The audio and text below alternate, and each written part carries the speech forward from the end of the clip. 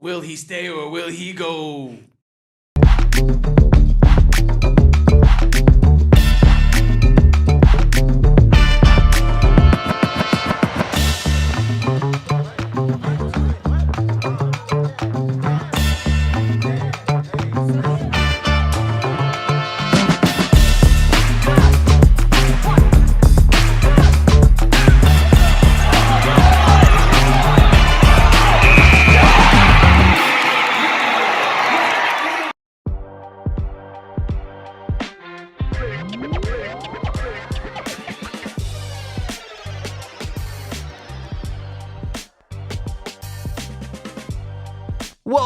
Welcome on into the AZ Wildcats podcast, coming to you live from Studio K, presented by our friends over at Circle K. It is I, your host, Damon Fairall, aka Damon Dog, with my guy Kevin Thomas, aka Kevo Post, coming to you right here from PHNX HQ3 in downtown Phoenix. And of course, we are presented by our presenting sponsor of Branded Bills. Head on over to brandedbills.com, use promo code BBPHNX15 and get 15% off your first order, again, over at brandedbills.com. Check out the best Arizona Wildcats campus collection, headwear collection in the game. You will not regret it. I'm always rocking Branded Bills on this podcast, and Kevin Thomas even rocking a little bit of Branded Bills today right here on the AZ Wildcats pod. We're going to be talking about NBA draft combine buzz. Where do Arizona's players kind of stand within the draft circles and just the major storylines that are surrounding the NBA draft combine right now, including Koa Peat, his big decision that he has on the docket, and then Jaden Bradley seeing a little bit of a bump up in his appreciation as a prospect, and Brayden Burries staying right about where I think he has been for the larger part of a few months here.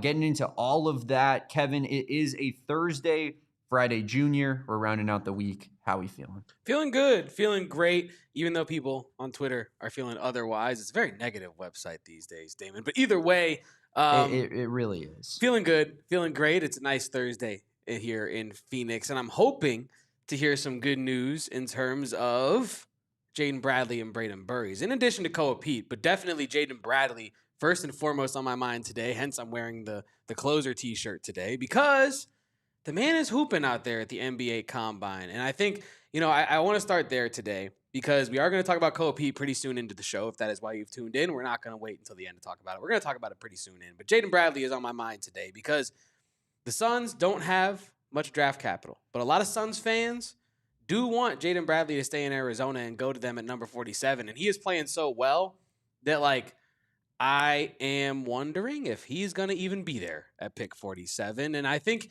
he has solidified himself these last couple days as a second-round draft pick. And I think that is a very big win for him, a player coming into this year that was really not mocked very often. And then at the end of the year was mocked in the 50s or maybe to a Phoenix at the 47. But that felt like you're getting them at 47 because they're geographically located close to his college, right? So it wasn't the Phoenix Suns definitely want Jaden Bradley. It was he should just stay in the state. That'd be cool, right? But now I think he's solidified himself as a solid second-round draft pick. I think that's what Matt Babcock here was saying. I once viewed Jaden Bradley as more of a slashing, tunnel vision, scoring guard, which I don't know when that happened, but his floor game and overall point guard play have really improved. That was evident this past season at Arizona and again today in 5-on-5 at the NBA Draft Combine. He's strengthening his case as a strong second-round option. And then JPR Scouting, who is a person on Twitter I follow, I saw him tweet this. Jaden Bradley is a winner. He'll play 6+ years in the NBA. His elite offensive trait is getting to his spot in the mid-range, but that might not be exactly an NBA skill. However, he does have so much more to impact the game on both ends. He's been a huge winner this week at the NBA Combine, and I'd love to see it because we all know Jaden Bradley deserves to be in that 3-letter league and showcase the skills he has honed in since coming to Arizona. Our sweet baby Jaden Bradley deserves the world. That's what Kevin's trying to say.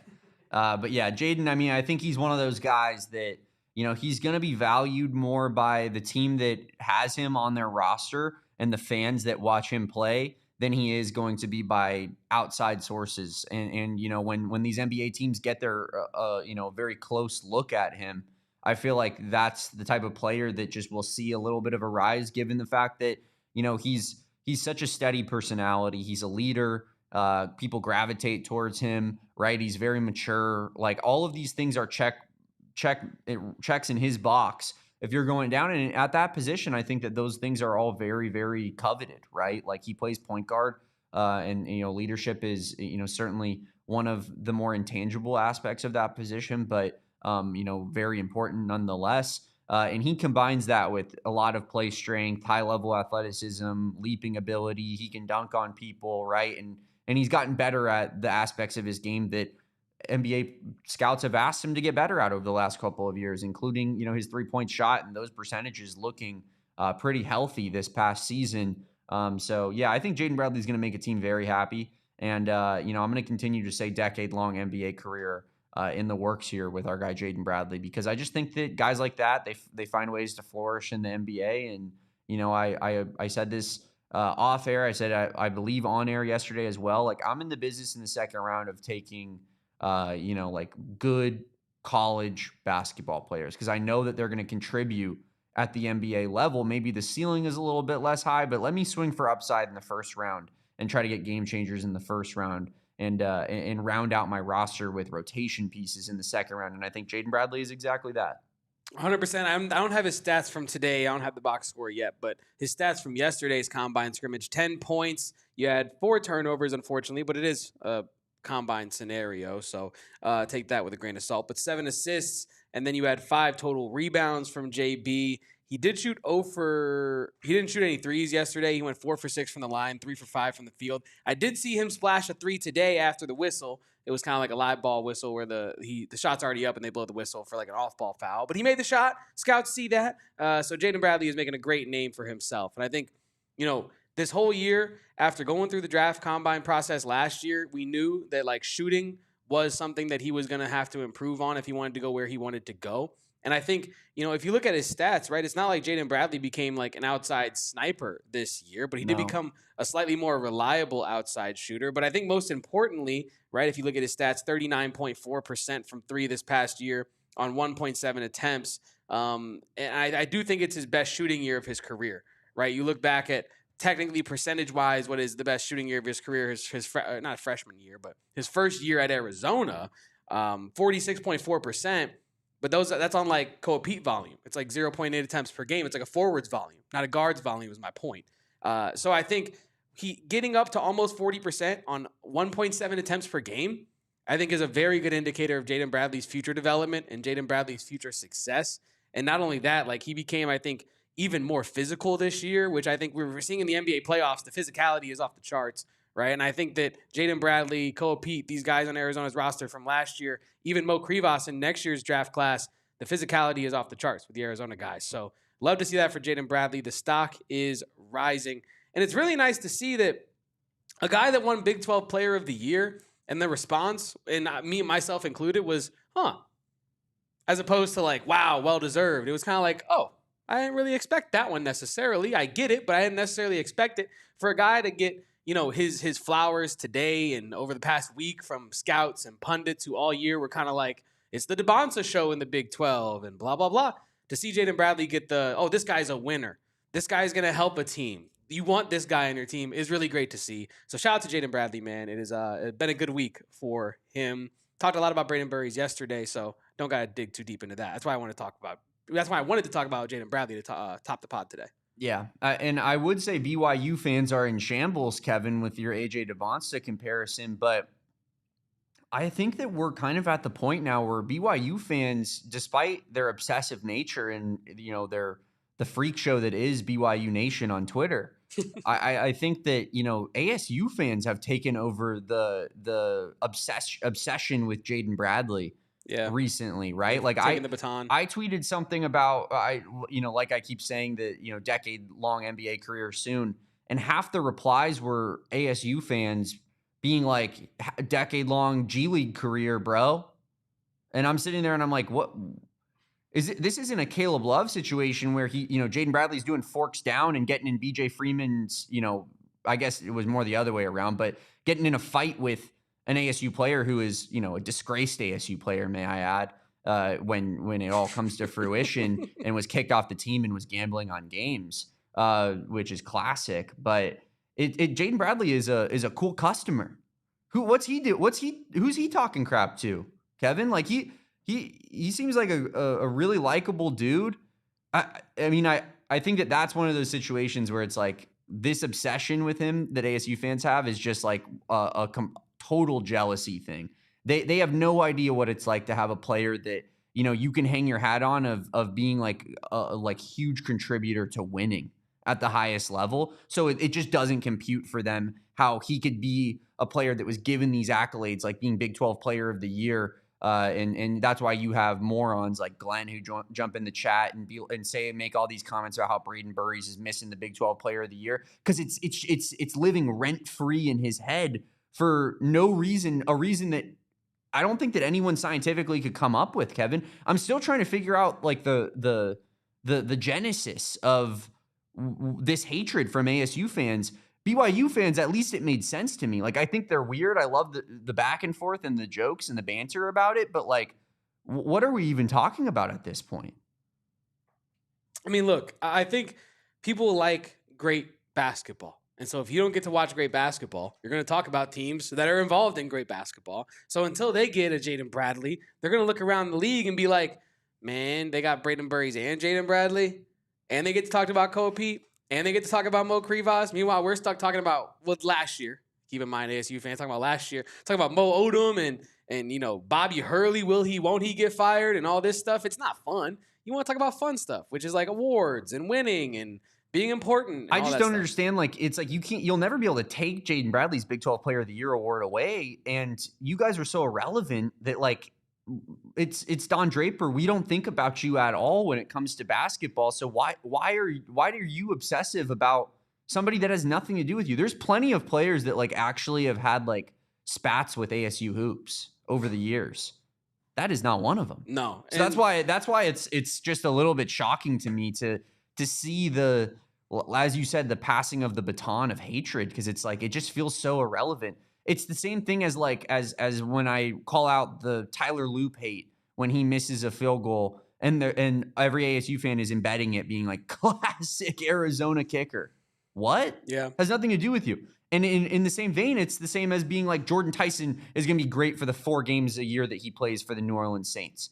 I don't think that that's chill either. I think it's just weird as hell to like have this like installed hatred of players at the pro level that sticks with you. It's fun to banter about it a little bit, but I think there's a level of which it like almost like crosses a line where you're like, and not to say like I'm sitting here like offended by the Jaden Bradley stuff. It's more that I just think it's dumb and I don't really understand the slant. Yeah, no, I don't understand it either, especially because JB is a guy who, at least to my understanding, usually doesn't start it. He might finish the trash talk, but he's not going to start it kind of guy. Yeah. So, yeah, I don't it's really like at understand least like if it was Koa, like I kind of get their hate for him because he chose us over them, for example. Like I can come up with reasoning for certain guys. That's one that just you're just hating because he won an award and that makes you sad because your rival is happy about that award, which is about as pathetic as it gets. And like I've admitted that kind of stuff when it comes to like the Big 12 championship in 2024, but the difference is I put my hand up and I say it. And there's this like mask of and shield of like, this is ethical fan behavior. Mm-hmm. And you're like, what? It's just weird, man. It really is. It really is strange. It really is. I'm not going to lie to you. But you know what else has been strange, Damon? The Koa Peat discourse. Bang! And we're going to talk about that after our first break here on the AZ Wildcats podcast. Leave a like. Make sure you're hydrated. It's getting hot out there in these streets. And do not go anywhere. We'll be right back after a brief intermission. And, you know, Damon, I got to tell the people at home because my girlfriend recently came through clutch for me. I have a mini fridge in my home office that when we moved was at the old place was stationed in the garage. Long story short, it was super dirty and not usable for things that you need to put in your body, like food and water. So I'm at work. I get a text, babe, I got a surprise for you. And I'm like, wow, what is it? I come home. She has cleaned the mini fridge and stocked it, I kid you not, with Michelob's. And I am pumped because that is free beer in my mini fridge. And not only is it free beer, it's the beer that's brewed with the grit of the U.S. men's national team, the only Michelob Ultra, the proud sponsor of the U.S. men's national team. And the entire planet will be locked into the World Cup the same way I'm going to be locked into the World Cup from my home office with my Michelob stocked mini fridge. It's the beer to match the moment, whether you're packed at a bar, at a watch party, or yelling at your TV at home like Kevin. For every match, every goal, and every play on the world's biggest stage, crack open something superior. Crack open a Michelob Ultra, and I will say, for a hefty boy like myself, it keeps the calories off. So Michelob Ultra, proud sponsor of the U.S. men's national team and official beer sponsor of the FIFA World Cup 26. Enjoy responsibly, copyright 2026, Anheuser-Busch, Michelob Ultra Light Beer, St. Louis, Missouri. Guys, we are in the month of May, which means we're 5 months into the year. I know everybody had those New Year's resolutions of getting those home renovation projects done, but the clock's ticking, and it's now starting to get a little bit hotter outside. That temperature is ticking up on a day-by-day basis. You don't want to be out there working in the heat of June, in the heat of July, in the heat of August. Let's get these done before the summer rolls around, these home renovation projects, and let's use the Window Depot to help us do so. From doors to cabinets to countertops to vanities and more, the Window Depot has quality in-stock products that are ready for pickup right now. It's the reason that homeowners and contractors alike love the Window Depot, because it does not require a subscription. You just show up, you make your order, you pick it up, or you go browse in store and pick exactly what you like. And there are, of course, 8 locations, including a new location in the West Valley in Surprise, Arizona, that you're going to want to go check out. Whether it is Tucson, Marana, of course, it's a company started out of Tucson, Surprise, Chandler, and Phoenix. There is a location that is near you, wherever you are. So guys, they're Arizona made, locally trusted. And with those 8 locations, check out the Window Depot for yourself. Shop online, pick up in store, browse and order directly at thewindowdepot.com with real-time access to in-stock products at the nearest location. Get what you need when you need it. Welcome on back to the AZ Wildcats podcast. And yeah, we've been talking a lot about Koa Peat this whole summer, but now it seems like the majority of college basketball media is also discussing Koa Peat. And honestly, you know, I saw this on Twitter the other day, and it is true. It is like understandable timing, but like kind of weird timing, how it felt like within a 12-hour span, all of the pundits and scouts on Twitter started to all of a sudden be like, Koa Peat should just go back to school. Koa Peat should just go back to college. Now, we've been saying that he has a good avenue to develop, and he probably should come back to college for a month now or so. But we've also been saying that the NBA is something that he clearly wants. And I think that him coming out and telling Bruce Pascoe yesterday, that's something that we discussed on the show. You know, Bruce Pascoe tweeted, without shutting the door on a potential return to Arizona, Koa Peat said he's, quote, fully focused on the NBA draft during his combine media interview yesterday. At this point, people heard that. People probably talked to Koa Peat, heard the same thing. We're going to talk about the Isaac Trotter article here in a little bit. Same thing got regurgitated there. I'm focused on the NBA. I believe I can impact winning at the NBA level, all that. And yet, people on Twitter, including myself, are still saying Koa Peat should go back to school.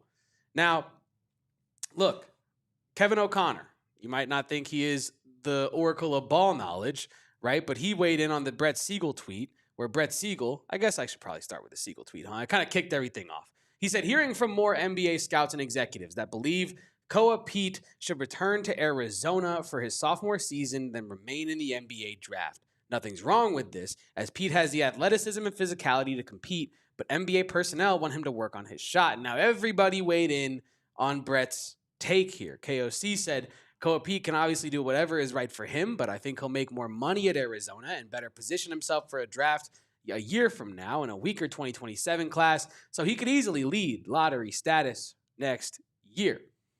Damon, I feel like the discussion is certainly going a direction, and that all the media is pushing Koa Peat back to Arizona, likely because they're all at the combine and talking to the exact same people, getting the exact same information, and then going to their Twitter and being like, I'm hearing this. And I'm hearing this, and we're both hearing it from the same dude, and now it just makes it seem like there's more people reporting it than there really is. What do you make of all the rumors and murmurs over the last, 18 hours or so on the Koa Peat side of things? I think I spoke it into existence, Kevin. That's why I'm laughing over here, because I'm thinking about how I'm bringing up Kevin O'Connor specifically, himself, the man himself, as an example of getting the Damian Lillard trade saga and pushing it in a particular direction. And Kevin O'Connor comes out and helps us in our tirade to keep Koa Peat at Arizona. And I say that in jest. Obviously, Kevin, you had a great tweet earlier today that I think really, is the truth. And like, we might as well like print it out and put it on a sign back behind my head that says, if Koa Peat goes to the NBA, we will be rooting for him. If Koa Peat comes back to Arizona, we will be rooting for him. Critiquing his game is not the equivalent of trashing him as a player, as a prospect, as a person. It is simply a discussion point on an Arizona podcast while we're talking about how our roster is going to shape up next season. So I feel like that needs to be said and basically get out in front of saying, but I was talking about how we need the media on our side to start pushing Koa Peat back to school. And apparently they've been listening to this podcast, Kevin, because there's like 6 dudes that came out in the last week that have been like, me personally, I think Koa should come back. I've been talking to NBA scouts all over the place, and no one thinks he's ready. And it pretty much is this like total fan fiction scenario that I made up in my head. And I will say one thing that like Glenn is or not even Glenn. It's I don't even know if that's Glenn or who that is, but Grunt in the chat is saying, I've been seeing way too much slander on our boy Koa. And I will say this, the discussion of whether he should go back to school or remain in the draft, I do think has swung slightly too far to like, if he goes to the league, he can't make it.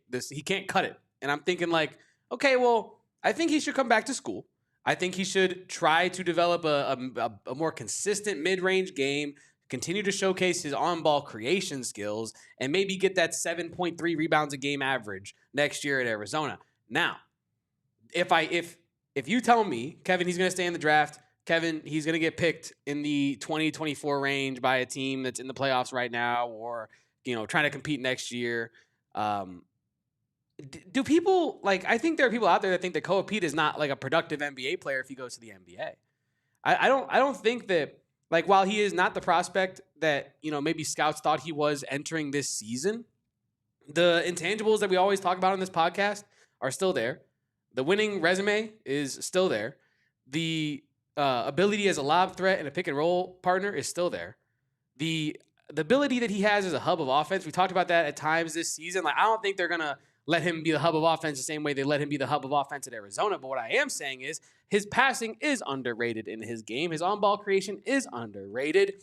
Is he a rim protector? Not necessarily. But is he athletic enough and quick enough on the defensive end, where we talked about this as well all season? If you have him in a good defensive system, he can thrive? Yes. So if he goes to the NBA, I could also see him killing it there, as Preschool said in the chat. That man about to go hard in either situation. True.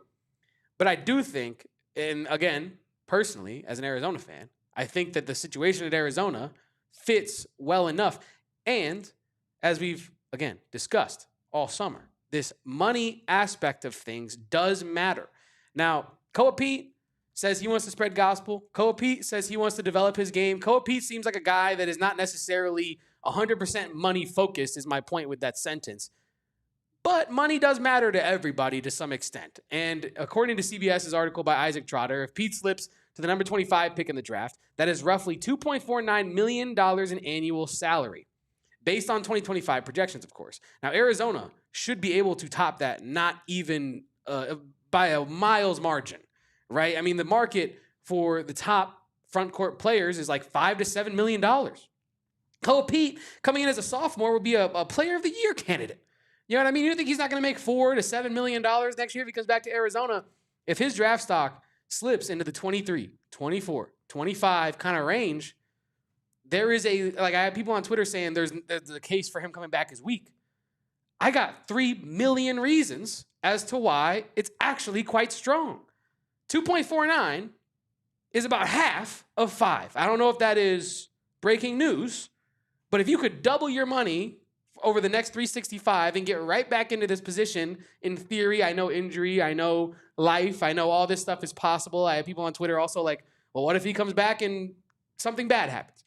Okay, what if he's a rookie and something bad happens? What if I get in a car accident on my way home? You know what I mean? Knock on wood, of course. But Kevin's got to find a co-host tomorrow. True. You know what I mean? But like the thing is like this, if hypothetical game, whatever, is like fun to run. However, I do think there is a stronger case than people are making it for Koa Peat to make it back to college. And now, again, as Damon said, I want to stress this. Koa Peat has openly said, I am focused on the NBA draft. He has all but said, I'm not coming back, right? And I do think that the noise is getting quite loud. And he had this to say to Isaac Trotter of CBS about the criticism surrounding not only his combine performance, but his reworked jumper. He said, "I'm not trying to let that consume me. Knowing that I can do things to affect the game, affect winning, I feel like I've won my whole career," which is true. "And I feel like I can do that at the NBA stage as well," which is also true. Damon, what do you make of Koa Peat's response to the criticism and just the case for him to come back to Arizona, maybe being stronger than people are giving it credit for? I think that the quote there made me feel worse than I've felt about the situation so far. Like, that was the first time where I was like, because it felt like, kind of things were trending back towards Arizona's side in the whole Koa Peat debate.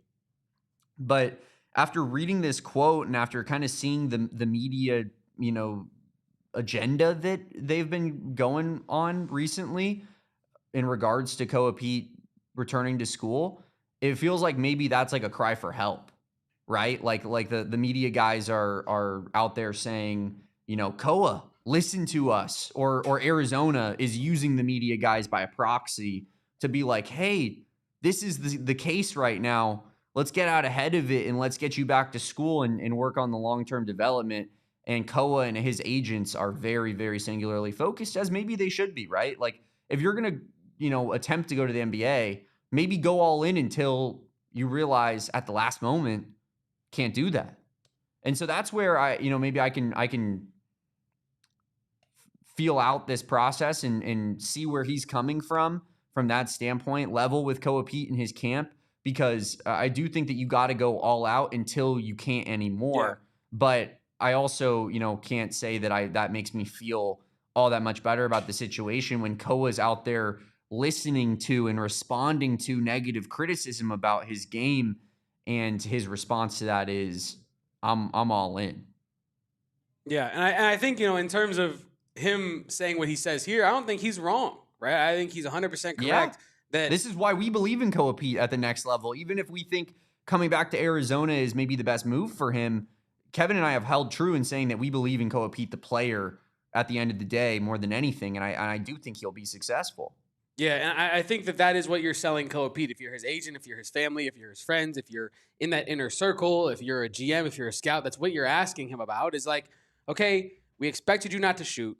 Obviously, we did not expect it to look that gross. The reworked jumper, the release point, the whole thing did not look good. You didn't look comfy. But what can you do for us otherwise?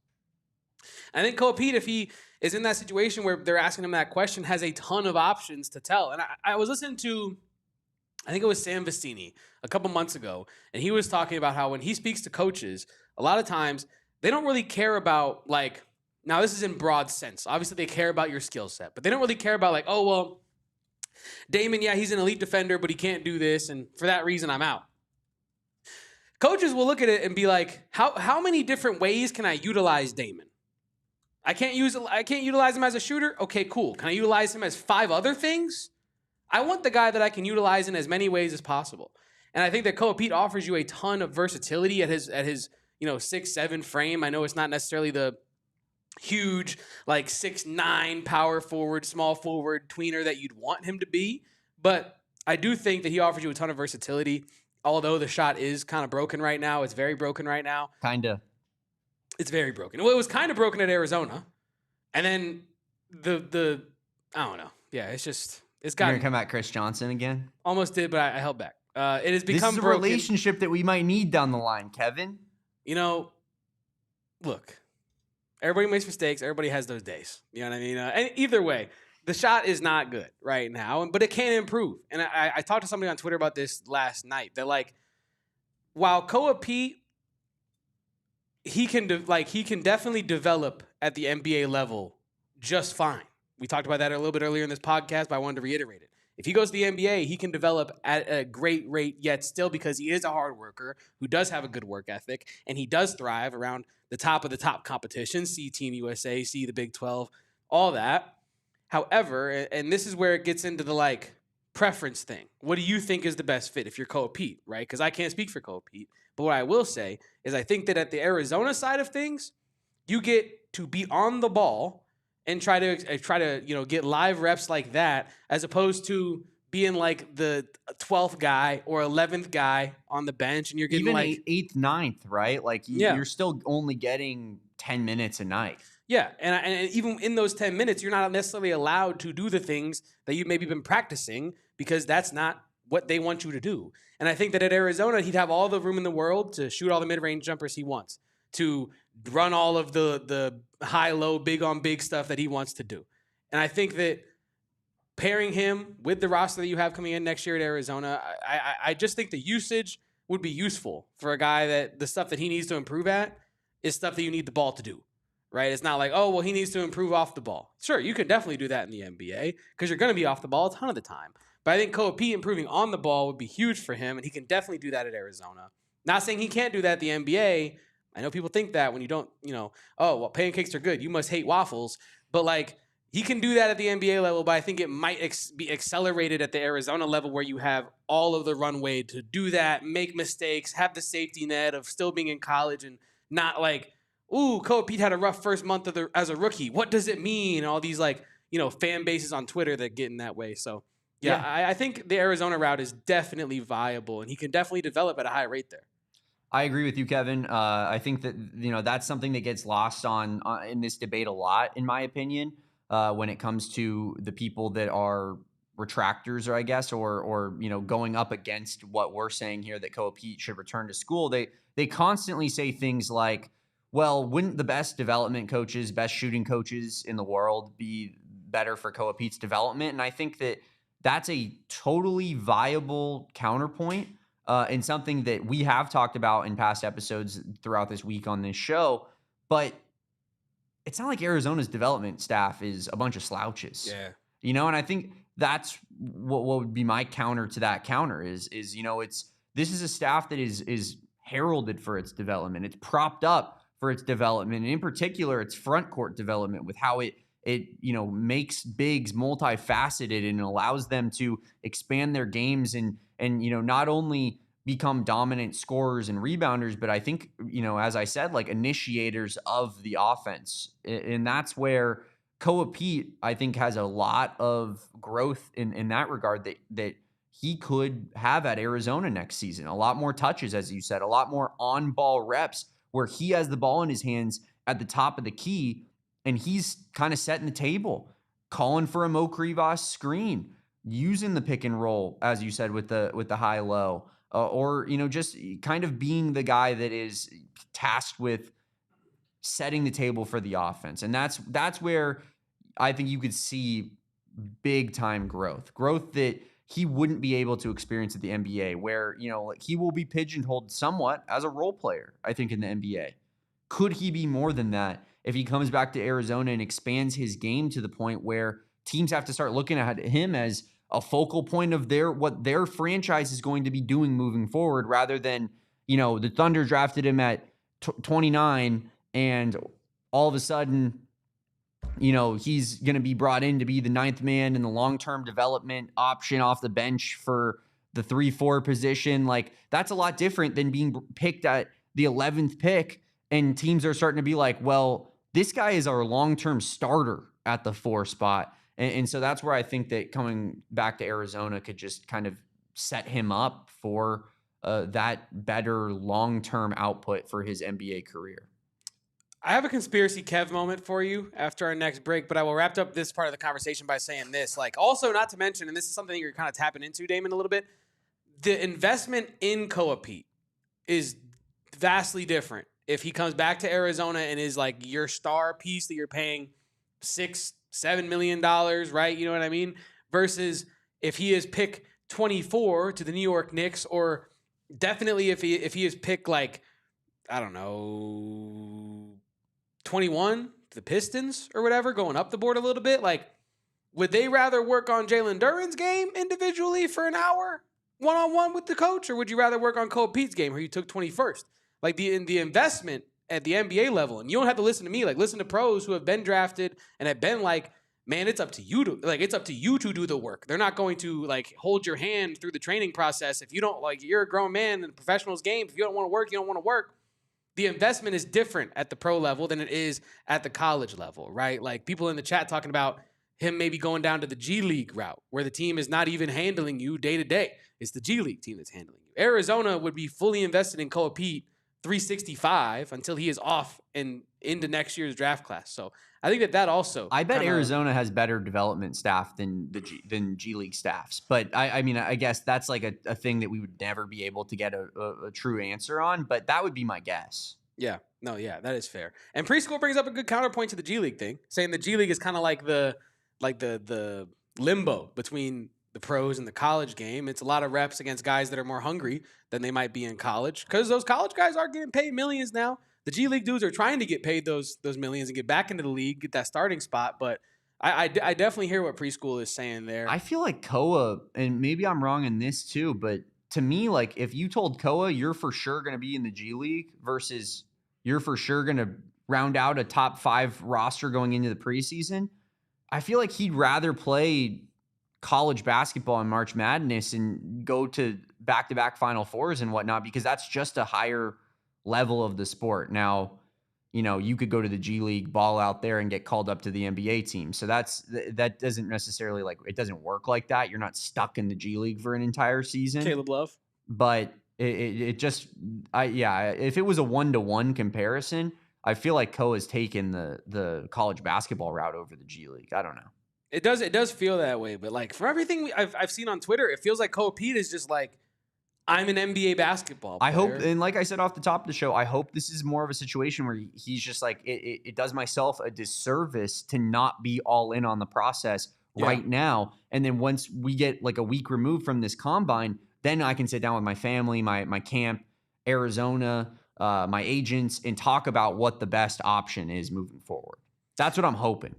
Yeah, I'm also hoping that for Koa Peat as well. Shout out to everybody in the chat. Make sure to leave a like on today's stream. There are so many more people watching this stream than have liked the stream. So if you want to take just a moment during our upcoming ad break to like this video, subscribe to PHNX Sports. We do this podcast every day at 2 p.m. Post games, pre games, men's basketball, and football as well. After our break, we're going to talk more Koa Peat. Be right back, because the AZ Wildcats podcast. Do not go anywhere. It is Kim Caballero Real Estate. And Kim Caballero, we have met Kim. She was at our Arizona Cardinals podcast draft live at Gila River Resorts and Casinos. And Kim is a salt of the earth kind of person. Her and her husband have been out here for over 20 years, helping people like you out here in the Valley, find and buy and sell, their homes. And there are plenty of amazing real estates out here in Arizona, as you know, but the top of the top is Kim Caballero. And previously, she was working in the business section of things, but now she is putting those connections to work for you, investors, builders, developers, that network of insider insight that you have access to when you work with Kim Caballero. You miss out on it if you go to someone else. Kim has proven strategies to help both buyers and sellers secure the best possible terms. She will guide you every step of the way. That's right. When you work with Kim, your interests are her top priority. You'll never get passed off to some other agent. And now we have a May special for the month of May only for any PHNX fan who refers someone to Kim that ends up buying or selling their home with her will receive 2 lower level tickets to a Cardinals home game of their choice, schedule dropping today. So check out Johnny Venerable's Twitter to see which Kim Caballero Cardinals game you might want to go to after this Kim Caballero referral. Also, the $100 gift certificate to our merch store here at PHNX Sports, and 1 year of premium Die Hard membership. Man, that is a deal of all deals for any PHNX fan who refers someone to Kim that ends up buying or selling their home. Like I said, let Kim put her local expertise to work for you. Call Kim Caballero first at 480-489-5012. That's 480-489-5012, and tell her PHNX sent you over.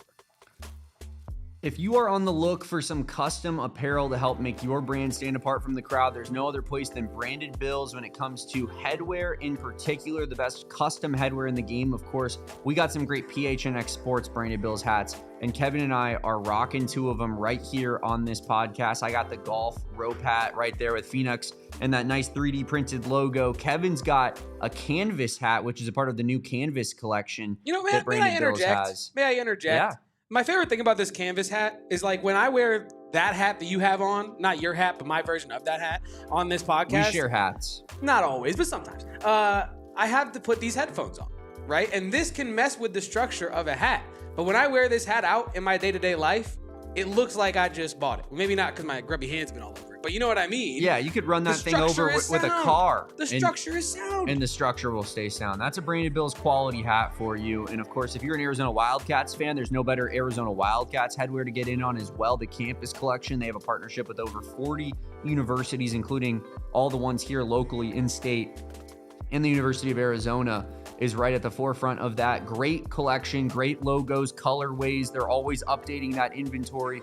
Check it out for yourself and use our promo code of BBPHNX15 for 15% off your first order. Again, it's BBPHNX15 for 15% off your first order over at brandedbills.com. Check it out for yourself. Welcome on back to the AZ Wildcats podcast. I hope you have left your like. If you have not, I will know. I will definitely know. But Damon, Koa Peat in the NBA draft cycle, and it has been a rough time. And as you said, regardless of Koa Peat's decision, this podcast is rooting for Koa Peat. This is a Koa Peat podcast, or Koa Peat positive podcast, whatever you want to call it. And I do want to mention that to the people in the chat that are saying, like, and to us as well, because this quote that I put up earlier definitely does make it seem like Koa Peat is out the door, right? And I get that. But he has stayed in touch with Arizona. In that CBS article by Isaac Trotter, it was mentioned that, again, I quote, Pete mentioned that he has stayed in contact with Arizona throughout the whole process. And Pete said, quote, Tommy Lloyd has supported me with whatever I choose to do. So it seems that it is still like not maybe 100% decided. And he is still talking to Arizona of like, hey, man, I'm 100% committed to this process right now. Leave the door unlocked. Maybe not leave it open, but maybe leave it unlocked with the light on. Key under the mat. Yeah. I know where to find it. Only I do. Mm-hmm. I might Devin not Williams come back. doesn't. That's for sure. I might not come back, but if I do, leave that key under the rock next to the thing, and I'll unlock the door and come on home. But yeah, do you make anything of the communication throughout? I really don't. It feels like a standard procedure to me. Yeah, I mean, I think that kind of goes along with what I've been saying on this, is that like I'm hoping that these Koa Peat quotes are more of a example and, you know, the product of Koa Peat being all in on this process right now and being like, I'm going to attack this thing with everything that I have, which is, I think, only fair, right? You know, that's how you get to be a high level elite athlete. It's not only a combination of your athleticism and your talent, but also your work ethic and your drive. And I think Koa Peat is the type of guy that, you know, he's proven at every level that drive is nothing to be questioned. And so in this circumstance, I feel that it's fair of him to be like, I'm all in on this process because I owe that to myself. So that's where, again, I'm just going to keep saying, like, with that quote that we showed earlier in the show, like, I hope that is where Koa's head is at as well, is you know what, I'm all in for right now.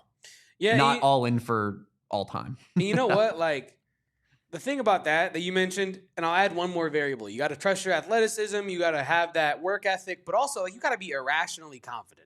And what do I mean by that, right? Like, the UFC fighter who's been knocked out in 2 of their last 3 fights still has to believe that they have that championship medal in them, or else what are you still fighting for? Koa Peat might have shot 6 of 25 at the 3-point star drill, but he still has to believe that he is the best in this class, and he can be the best in this class. That's what's gotten him to this point.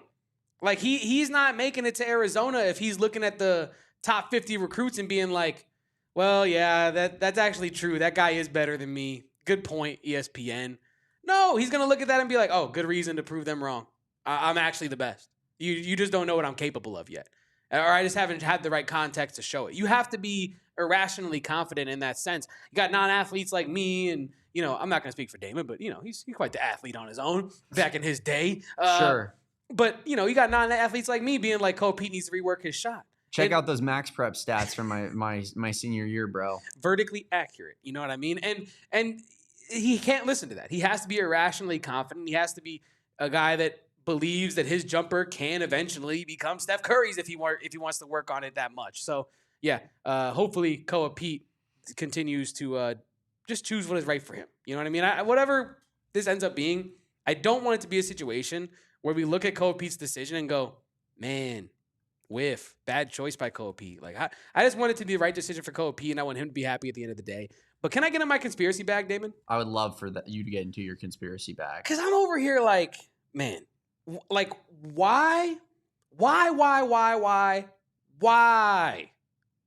would Koa Peat be so in on the draft process as his stock keeps slipping? And then it hit me. About maybe an hour ago, I was thinking, what if he has a destination that he specifically wants? And what if that destination isn't in the lottery? And now we talked about this before on the podcast, that Koa Peat might not be a dude that necessarily cares about that lottery label. Top 20 might be cool for him. First round might just be cool for him. Being that NBA guy, getting his check signed by Adam Silver is probably his end goal. Cool. Koa Peat, about maybe last night, maybe this morning, but definitely this week after all this combine stuff, he reposted on Instagram one of his old posts from last year where it was like pre-Arizona process. He, in the comments, or in the caption says, "Can't wait to see what God has in store for me this year." Now, this is a compilation, a reel, a carousel of him, working out with, I believe, Chris Johnson, and LeBron is there in the building. He's dapping up LeBron. Damon, you know who else is in this carousel? Hawks forward Jalen Johnson. Yeah. You know who's picking in the 20s via Cleveland? The Atlanta Hawks. Do you think potentially, Conspiracy Kev here, this is not Kevin Thomas, Kevo Post talking, this is Conspiracy Kev talking. Do you think potentially Atlanta has told Koa Peat, hey man, we're just happy you've fallen to us here. We're thinking of taking you at 23 if you're there, pair you with your clear friend, I guess, you workout partner, definitely. Maybe not friend, but definitely workout partner, Jalen Johnson in Atlanta. What do you think about that, Koa? And Koa goes, man, I would love that. And all of a sudden, he's 100% in on the draft, not even thinking about Arizona. He wants to go to Atlanta and play next to Jalen Johnson and do all that stuff. Is it possible that he knows his destination and is really cool with it already? And it's just like, it's all good. I guess it's possible. Kevin, I'm a conspiracy man myself. Sometimes I just need it to connect a little bit better. I feel like we're grasping here. Yeah. And I get it. You're trying to, you're a content creator, brother. And you're creating content out of thin air right here. So I respect the game, but I think I'm not willing to say that's enough smoke to say that there's a fire in the house. Okay. Conspiracy Kev is back. I sniffed a little bit of smoke, but I'm not seeing any visuals of a smoke right now. So we got our phone out ready to make an emergency call, but it's just out. It's not like I'm going to hit the green little call button. Okay. Now, if Conspiracy Kev was to put on his Arizona Conspiracy Kev hat, okay, and go the other way of what if Koa Peat's getting blackballed, brother? What if Koa Peat is getting told by the league, go back to college? That's what now this is a little bit more up my alley. I don't even know what the why is. That's why all these media guys are coming out on their tirade of being like, Koa Peat, it's time to go back to school. Everybody's saying it.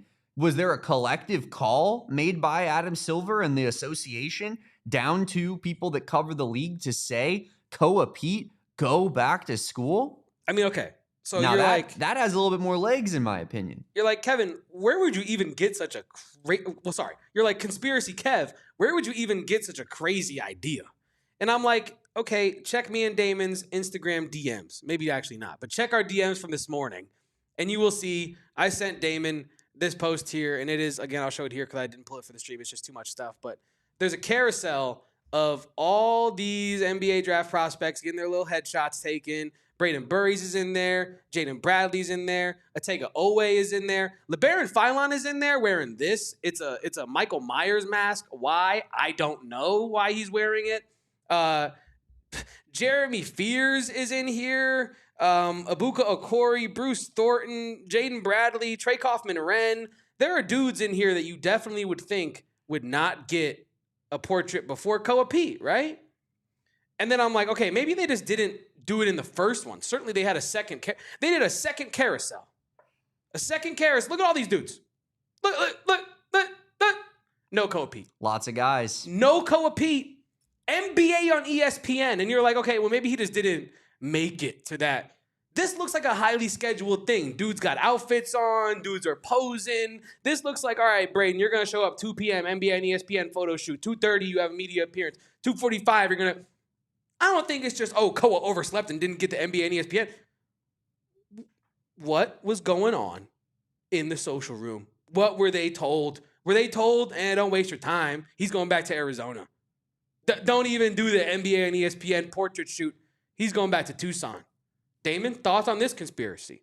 I think that one has a little bit more legs to Bang! it. Of like, I don't know that you're making the same leap of being like, well, this is his friend maybe that he knows because he's been in an Instagram carousel with him one time that, you know, he's an Atlanta Hawk.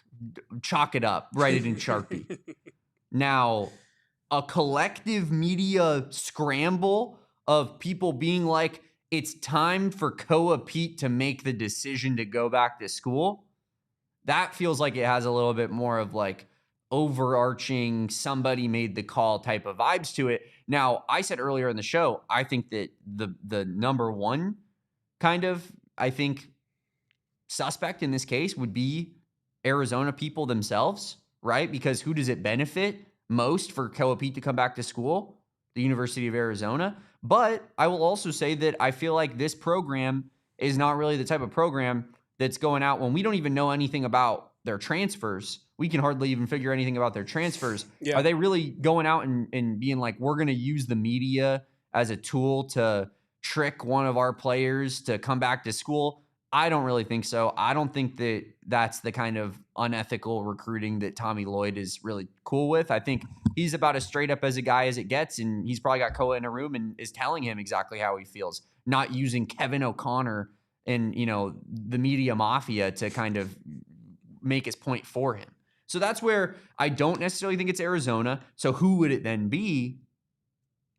The NBA. The league. Why would the league do that? Why would they do that? I don't know yet. That's something that we got to figure out. Maybe I'll dig into that, update you tomorrow. I will say, to wrap this up, the Conspiracy Kev thing, I just counted while you were talking there, Damon, 39 draft prospects. Thank you. Usually I can't count that high.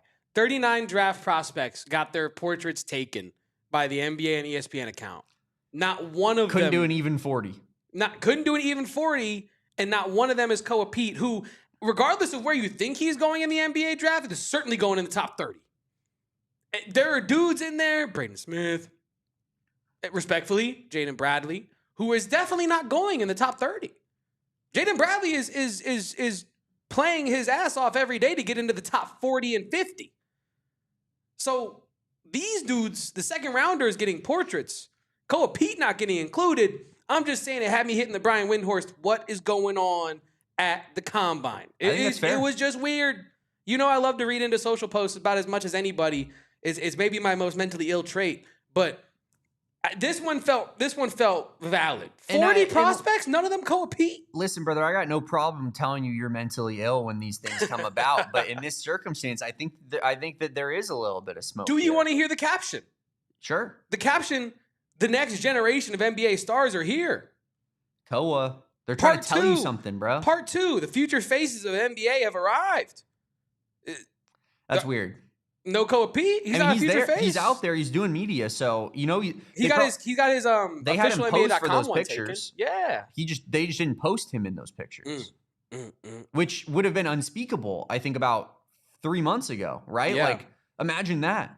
That would have been like fire the social person. You're out of your damn mind not putting Koa Peat on there. Mm-hmm. So it feels like something's fishy going on in that circumstance. Yep. I'm with you. I like that. That. We'll keep cooking on the AZ Wildcats pod on our conspiracies, and we'll come back for maybe more of a reason as to why the NBA would be helping Arizona and pushing Koa Peat back to school. But that is for a Friday podcast of the AZ Wildcats pod at 2 p.m. right here on the same exact channel, the PHNX Sports YouTube channel. Okay, this is my first harebrained idea as to why the NBA would want Koa Peat to come back to Arizona. It's probably going to be terrible. It might be. But it's not the worst thing I've ever come up with, and you could probably attest to this. What if the NBA, who's like, all right, this year's draft class was hyped up as like generational, and now people are kind of looking at it like, well, it's pretty top heavy, and the second round is kind of getting eviscerated by NIL. What if like the NBA is saying next year Arizona could be the team to break the West Coast title curse and then have like 4 first rounders a la UCLA women's this year? And it'd be like, wow, this Arizona team is putting it on for the next. It would, I don't know, a loose idea. It would up the interest in next year's draft. People saying it's weak already. And you'd be like, well, this Arizona class is crazy. Yeah. I don't know if that really that affects the bottom line all that much. Damn it. You know? I'm just saying it would add buzz to a class. Is Koa Peat moving mountains for the 2027 NBA draft class? I don't personally think so. My point is when you combine him with Caleb Holt, national champion, Koa Peat, national champion, Mo Krivas, national champion, Ivan Karchenkov, national champion. We're the champs. Thank you. No, thank you. That's all I'm saying. I'm saying the conspiracy is from the top, the tippity top. Who decides the titles? All right, I'll leave you alone. We can outro it today. No more Conspiracy Kev for today. I'm putting him in the basement. Follow Conspiracy Kev over at Kevo Posts on Twitter. And, of course, he's over at Kevo TikToks on TikTok, if that's your sort of thing. We have our own TikTok as well called the AZ Wildcats Pod on TikTok. Go give that one a follow. And throw our PHNX_Wildcats an account a follow on both Twitter and Instagram. We are approaching 8K and fast on Twitter. So will you be the 8,000th follower? Go check it out for yourself. You know what? Send me a screenshot if you're ever the 8,000th follower, and I'll follow you back. It's a free follow. That'd be pretty epic. From your boy Damon. Like being the 1 millionth customer at your local Circle K. Yeah, awesome. Would be special. Yeah. Of course. Get in on that. Become our 8,000th follower. We appreciate everybody who already follows that account so much, and appreciate everybody for being here for the AZ Wildcats podcast at 2 p.m. every single day. It's been a banner show. It's been great. Support. Love in the chat all day long. Can't wait for tomorrow's Friday episode at 2 p.m. right here on the PHNX Sports YouTube channel. Follow me at Damon Dog. I think I forgot to throw that in there. Let's get on out of here on that. Appreciate everybody for watching the show. Love you, chat. And we'll see you tomorrow on the AZ Wildcats podcast. Until then, peace out. Bear down. And go Cats. Let's get a dub in the first ever Elite Eight in Arizona men's tennis history. Take out Gills, Wake Forest, Demon Deacons. Do it now. We all silly like the mayor.